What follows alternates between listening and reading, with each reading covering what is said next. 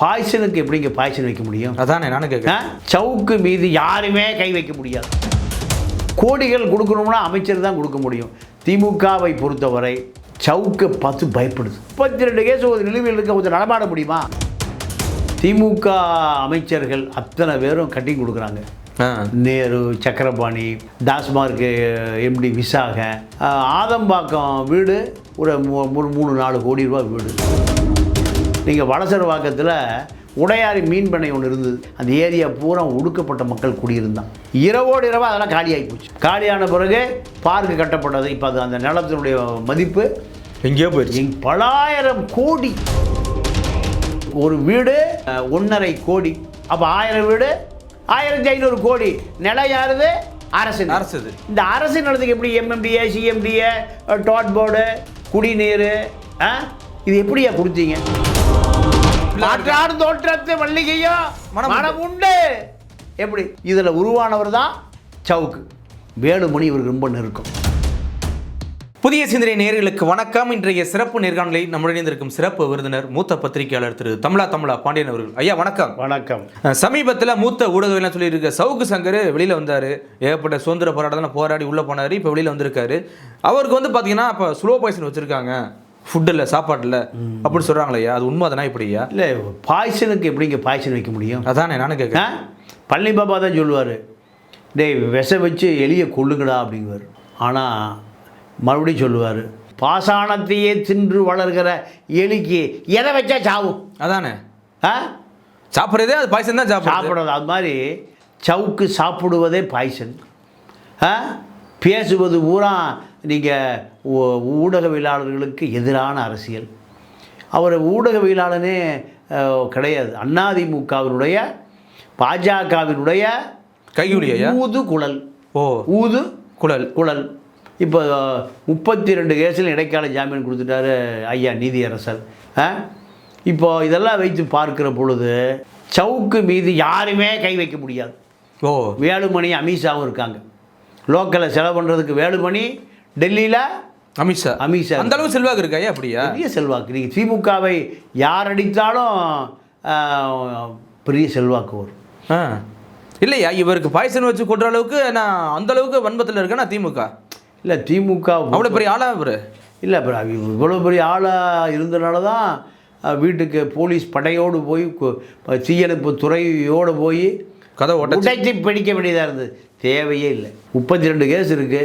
32 case திமுக என்ன செய்தது? திமுக சவுக்கை பார்த்து அஞ்சியது, நடுங்கியது, தொடநடுங்கி திமுக. ஆனால் சிட்டிங் அமைச்சரே அவருக்கு பாதுகாப்பு தர்ற மாதிரி அவருக்கு வந்து நான் பார்த்துக்கிறேன் அப்படின்னு சொல்லி ஃபண்டு கொடுக்குறதா நேற்றே பேசியிருக்காரு. யாரையா? எப்படியா? நீங்கள் எல்லா அமைச்சர்களுமே சவுக்குக்கு பணம் கொடுக்குறாங்க. உதாரணத்துக்கு நேரு, சக்கரபாணி, அத்தனை பேர் பணம் கொடுக்குறாங்க. பயத்திலேயே அப்படி பேர்? ஆமாம்.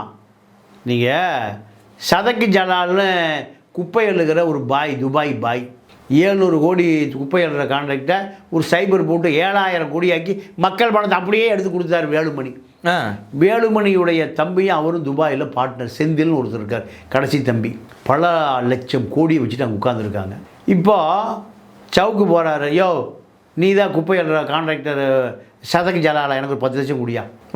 உன்னை பற்றி பேசாமல் இருக்கேன் 10 லட்சம் வாங்கிட்டு வந்துட்டார். இப்போ ரெட் அண்ட் ஃபாலோ அந்த படம் தயாரிப்பாளர் அஜய் வாண்டையார் எல்லாம் கஞ்சா விற்ற பணத்தில், ஹெராயின் விற்ற பணத்தில், ட்ரக்ஸ் விற்ற பணத்தில் படம் எடுக்கிறீங்களா மிரட்டி இருக்காரு. அந்த கும்பல் 10 லட்சம் எடுத்துகிட்டு வாண்டிருக்காங்க, போயிருக்காங்க. சலீம்னு ஒருத்தர், 2 பேர் போனோன்னு எவ்வளோயா கொண்டு வந்தீங்க? 1 லட்சம் தான் கொண்டு வந்தேன். பிச்சைக்கார காசு. என் ரேஞ்ச் என்ன, என் ஸ்டேட்டஸ் என்ன? 10 லட்சம் கேட்டால் 1 லட்சம் போங்கடாலாம் வெளியில்.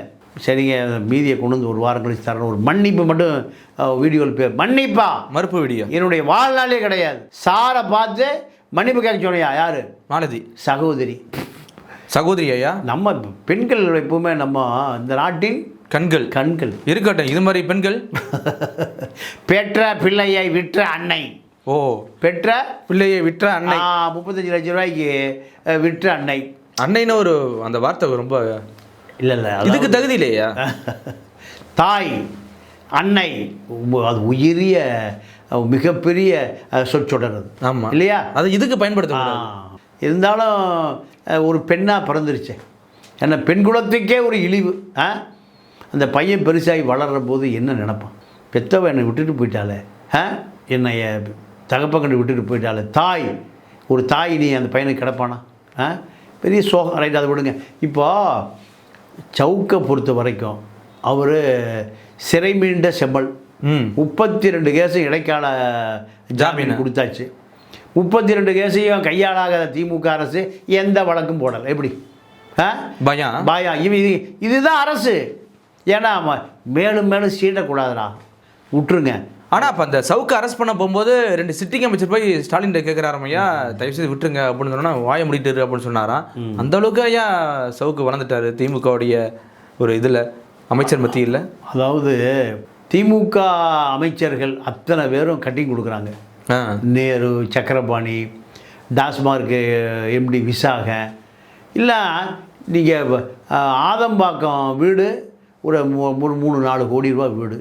அது தன்னுடைய நாயகியான மாலதிக்கு எழுதி வச்சுருக்காரு. ஒரே சொல்கிறாரு, அது அவங்க வீடு, நீங்கள் ஏன் இருக்குன்னு கேட்டால் அது நாங்கள் இருப்போம் அப்படிங்கிறாரு. அப்போது கோடிகள் எல்லாம் சாதாரண இப்படி குவியும். அமைச்சர் கொடுக்காம எப்படி வரும்? அதானே. உங்களுக்கு ஏதாவது வீடு இருக்கா? இல்லையே. எனக்கும் வீடு குடிசை கூட இல்லையே. அப்போது கோடிகள் கொடுக்கணும்னா அமைச்சர் தான் கொடுக்க முடியும். திமுகவை பொறுத்தவரை சவுக்கு பார்த்து பயப்படுது. 32 கேஸை ஒருவனுக்கு நிலுவையில் வச்சிருந்து ஜாமீன் கிடைக்குதுன்னா ஜாமீன் கிடைக்கிறது கொடுங்க சார். 32 கேஸ் ஒரு நிலுவையில் இருக்க கொஞ்சம் நடமாட முடியுமா? அதானே. ஜாமீன் கொடுக்க 2 நீங்களும் நானும் நடமாட முடியுமா? அப்போ திமுக யாரை பார்த்து அஞ்சுகிறது? சவுக்கை பார்த்து. சவுக்கு பின்னாடி யார் இருக்கா? பட்டா பாஸ் எங்கே இருக்காரு? டெல்லியில். அவரே சொல்கிறாரு, அமித்ஷாவுடைய ஆளியானா? யாருடைய ஆள்? அமித்ஷாவுடைய ஆள். அமித்ஷாவுடைய ஆள்.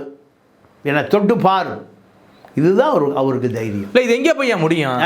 தேவையில்லாமல் அவர் சொல்கிறார், நான் தான் திமுக மிகப்பெரிய எதிரி, நான் பேசக்கூடாதுன்னு தான் திமுக நினைக்குது, அதனால தான் என்னை கொள்ள நினைக்குது அப்படிங்கிறாரு. ஐயா இல்லைங்க, அதாவது திமுகவும் ஊழல் கட்சி கோடியாக கொள்ளையடிச்சிட்டு இருக்காங்க.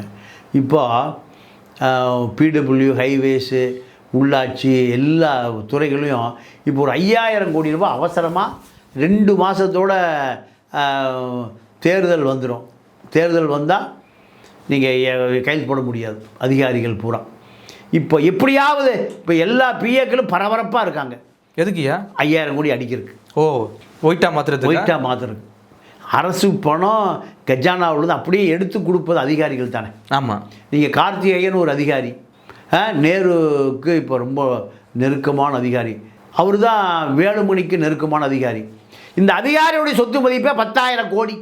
அப்பா, அதிகாரிகளுடைய சொத்து மதிப்பு 10,000 கோடி. அப்போ அமைச்சருடைய சொத்து மதிப்பு 2-3 சைபர் போட்டுங்க. 2-3 சைபர் போட்டுங்க. இந்த கார்த்திகேயன் என்ன பண்ணுவார்? பார்ட்னர், அப்பாக்கு பார்ட்னர், நகராட்சி நிர்வாக இயக்குனர். எங்கே பார்க் இருக்கோ அது பின்னாடி இருக்கிற இடத்த வாங்க சொல்லுவார். யார்? கார்த்திகேயன். ஸ்லம் மக்கள் இருக்காங்கல்ல, அந்த இடத்த வாங்க சொல்லுவார். வாங்கி நீங்கள் அத்தனையும் இரவோடு இரவாக தீ எரிஞ்சிடும். எரியுதா? ஆமாம். அந்த ஏரியா அதிமுக, திமுக, அங்கே எல்லா கூட்டணி கட்சி மாவட்ட செயலாளருக்கெல்லாம் பங்கு போயிடும். கனகாபுரத்தில் நடந்த மாதிரி. பங்கு போன பிறகு இரவோடு இரவு குடிசை கொளுத்த போடும். அத்தனை பேர் கண்ணகி நகருக்கு போயிடுவாங்க. கண்ணகி நகருக்கு போன பிறகு செயற்கை பூங்காக்கள் உருவாக்கப்படும். எங்கே? அந்த இடத்துல. பின்னாடி ரியல் எஸ்டேட்காரன் வாங்கியிருப்பான். இதில் இவரும் பார்ட்னர். யார்? கார்த்திகேயனும் பார்ட்னர். கார்த்திகேயன் சேர்ந்து அந்த இடத்த பல ஆயிரம் கோடிக்கு விற்றுருவாங்க. சவுக்கு அங்கே போவார். ஒரு செல்ஃபி எடுப்பார். ஆமாம். என்ன நடக்குது? இதுக்கு யார் இந்த இடத்துக்கு உரிமையாளர்? இப்போ யார் உரிமையாளர்? கார்த்திகேயன் என்ன பண்ணுறாரு? என்ன பண்ணுது? ட்ரூ வேல்யூ நேருக்கு முன்னாடி என்ன பண்ணுது? யார் கட்டணம் கட்டுறா? முடிஞ்சுதா? ஆமாம். கட்டிங் வந்துடும். உதாரணத்துக்கு நீங்கள் வளசரவாக்கத்தில் உடையாரி மீன் பண்ணை ஒன்று இருந்தது. அந்த இடத்துக்கு போயிருக்கீங்களா? போயிருக்கேன். அந்த இடத்த சாமிக்கு கார்த்திகேயன் இருக்கும்போது வாங்க சொல்கிறாரு. அந்த ஏரியா பூரா ஒடுக்கப்பட்ட மக்கள் குடியிருந்தான். இரவோடு இரவா அதெல்லாம் காலியாகி போச்சு. காலியான பிறகு பார்க்கு கட்டப்பட்டது. இப்போ அது அந்த நிலத்தினுடைய மதிப்பு எங்கேயோ போயிடுச்சு. பல ஆயிரம் கோடி. நாங்கள் தாளம்பூரில் 33 அடுக்கு கட்டடம் கட்சிக்கு சொந்தமானது. நான் போயிருந்தேன். எந்தடானா அரசு நிலமா. அரசு நிலத்தில் நீங்கள் ஏறக்கூடிய 1000 வீடுகள் அங்கே இருக்குது. அப்பா 33 மாடி தாளம்பூரில் 1500 கோடி ரூபாய் வேல்யூ பட்ஜெட்டு. கட்டி முடிச்சாலும் வித்தாச்சு. ஒரு வீடு 1.5 கோடி. அப்போ 1000 வீடு 1500 கோடி. நிலம் யாருது? அரசு.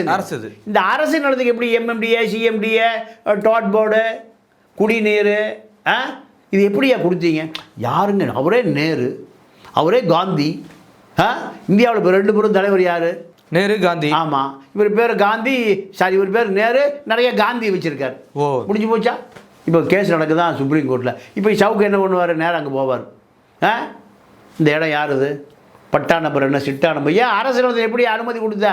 எம்எம்டிஏ, சிஎம்டிஏ, டோட் போர்டு, குடிநீர், இபி, டிபி, என்ன மீட்டரை போட்டு எதாவது பண்ணிக்கலாங்க. அவ்வளோதான் முடிஞ்சுது. அப்போ தான் மாலதிக்கு 3 கோடிக்கு ஆதம்பாக்கத்தில் வீடு வாங்க முடியும். டி நகரில் 5 கோடிக்கு வீடு வாங்க முடியும். இது சின்ன பேமெண்ட். எப்படி அப்போ மிகப்பெரிய இப்போ எல்லாரும் பார்க்கக்கூடிய அளவில் இப்போ சவுக்கு இருக்காரு, மாலதி இருக்குது. ஆனால் எப்படி இது வெளிப்படையாக தெரியுது இல்லையா? அடுத்த முன்னாடி கூட வச்சுருக்காரு. ஆனால் இவர் இப்போ பேசுகிற எல்லாரும் பார்க்குறாங்க. எப்படியா? இல்லைங்க, அதான் அருமையான கேள்வி, சிந்திக்கக்கூடிய கேள்வி கேட்டீங்க. இங்கே மக்களுக்கு அரசியலும் அறிவும் இருந்தால் திராவிட இயக்கம் இப்போ ஒழிஞ்சு போயிருக்கும். இன்றைக்கி சவுக்கு செய்கிறது தான் எல்லாரும் பண்ணுறான். யார்? சவுக்கு செய்கிற வேலையை எல்லா அமைச்சர்களும், எல்லா திராவிட கட்சிகளும் எல்லாம் இதுதான் செய்கிறான். அப்போ இதெல்லாம் ஒரு பொது சிந்தனையாக மாறிடுச்சு. தலைவர் எங்கேயா இருக்கார்? சின்ன வீட்டில் இருக்காருயா. எப்படி? சின்ன வீட்டில். அது ஒரு கௌரவம். என்னையா கௌரவம்? பொது தளத்தில் உட்காந்து பேசிட்டு இருக்க, அடுத்த முன்னாடி உட்காந்து பேசிட்டு இருக்க, அது என்னையா கௌரவம் சொல்லுங்கய்யா? மாற்றாடு தோற்றத்தை மல்லிகையோ மனம் உண்டு. எப்படி? இதில் உருவானவர் தான் சவுக்கு. வேலுமணி இவருக்கு ரொம்ப நெருக்கம். யாருக்கு? சவுக்குக்கு. வேலுமணி ரொம்ப நெருக்கம். இப்போ இன்னொரு வேலுமணி நேரு இவருக்கு ரொம்ப நெருக்கம். அவர் பழைய வேலுமணி, அதிமுக வேலுமணி, இவர் திமுக வேலுமணி. நீங்கள் ஹைகோர்ட்டில் என்னையாச்சு வேலுமணி மேலே 250 கேஸ் இருக்குது, அறப்பூர் ஜெயராம் போட்டு வச்சுருக்காரு, அந்த அதிகாரிகளை விசாரிக்கணும். அட்வொகேட் ஜெனரல் திமுக அதுக்கு ஓரமாக போடுங்க, அவர் இருந்துட்டு போகிறாரு. அப்போது அதே அதிகாரி தான் இப்போ திமுக. அதே கார்த்திகேயனுடைய சொத்து மதிப்பே 10,000 கோடி. ஸ்டாலின் சொல்கிறார், முதல் வேலை நான் வந்தேன்னா 21 கார்த்திகேயனை விசாரிப்பேன், பிரகாசை விசாரிப்பேன், பழைய நகராட்சி கமிஷனர். இப்போ 2 ராதாகிருஷ்ணனை விசாரிப்பேன். இப்போ இவர்கள் தான் முக்கிய பொறுப்பில் இருக்காங்க திமுக ஆட்சி. அப்போ சவுக்கு என்ன பண்ணுவார்? அவ்வளோதான், ஆர்டிஐயில் போட்டு எடுப்பார். எடுத்தோடனே உடனே கட்டிங் வந்துடும். மாலதிக்கு ஆதம்பாக்கத்தில் வீடு மாதிரி, ஊட்டி கொடைக்கானல், ஏலக்காய் தோட்டம் மாதிரி, ஏலக்காய் தோட்டம், தேனி, கம்பம், போடி, மெட்டு எல்லாம் நீக்கமறை நிறைந்திருக்கு. இதுதான். அப்போது நீங்கள் ஊழல் செஞ்சால் மிரட்டுகிறவனுக்கு பணம் கொடுத்து ஆகணும். ஸ்ரீமதி கேஸில் மக்கள் கோபத்தில் போய் சூறையாடுகிற பொழுது ரவிக்குமார் அறையில் இருக்கு. அப்பா, பள்ளி மாணவிகள் படிக்கிற அந்த தலாளருடைய அறையில் இருக்கு. ஒட்டச்சி மக்கள் சூறையாடும் போது ஜானி வாக்கர் சாராய போத்தல் இருக்கு, வெளிநாட்டு மது இருக்கு. அப்போது அந்த ரவிக்குமாருக்காக வக்காலத்து வாங்குகிற 2 பேர் யார்? சவுக்கும் பெலிக்ஸ். கடலில் இருக்காயா யார்? ரவிக்குமார் கடுமையான கடலில் இருக்கான். ஒரு பொண்ணை லவ் பண்ணுச்சு, அதனால தற்கொலை பண்ணிக்கிச்சு. இப்படியெல்லாம் சொன்னால் இவர்களெல்லாம் பரப்புவான். இந்த பிரகாச ஓட வெட்டுங்கயா, அவனை விரட்டுங்கயா. இந்த தைரியம் கொடுத்தது யார்? ரவிக்குமாருக்கு, சவுக்கு தான். ஃபாலோ பண்ணியே ஒரு ஆள் வராரு, எவனும் வரக்கூடாது, அடித்து விரட்டு. அடியாள் இருக்கான், அவர் எதை வேணாலும் செய்வார் ரவிக்குமார், காசை வீசி எறிவார். அப்போது இது போன்ற சமூக விரோத செயல்களுடைய ஒட்டுமொத்தமான தத்துவங்களின் தலைவன் காரல் மார்க்ஸ், தவறுகளின் தலைவன் கருணாநிதினு சொல்லுவாங்க. இப்போ இந்த ஊடக துறையினுடைய அத்தனை தவறுகளுமே சாபக்கேடு யார்? சவுக்கு தான். கண்டிப்பாக ஐயா, பொறுத்திருந்து பார்க்கலாம். மிக்க நன்றியா. நன்றி, வணக்கம்.